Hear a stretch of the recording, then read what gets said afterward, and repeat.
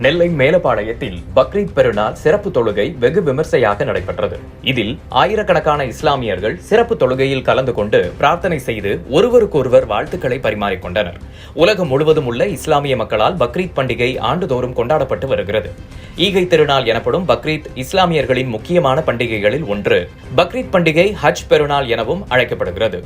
இந்நாளில் ஆடு மாடுகளை குர்பானி செய்து அசைவ உணவுகளை சமைத்து பலருக்கும் பகிர்ந்து அளித்து உண்டு மகிழ்வது வழக்கம்.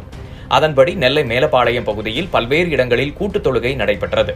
இதில் ஆயிரக்கணக்கான இஸ்லாமியர்கள் கலந்து கொண்டு பெருநாள் சிறப்பு தொழுகையை மேற்கொண்டனர். தொடர்ந்து ஒருவருக்கு ஒருவர் பெருநாள் வாழ்த்துக்களையும் கட்டித்தழுவி பரிமாறிக்கொண்டனர். இதேபோல் இஸ்லாமியர்கள் அதிகம் வாழும் பகுதிகளான பேட்டை, பாளையங்கோட்டை, பத்தமடை உள்ளிட்ட பல்வேறு பகுதிகளிலும் பெருநாளை முன்னிட்டு இஸ்லாமியர்கள் கூட்டுத் தொழுகை மேற்கொண்டனர்.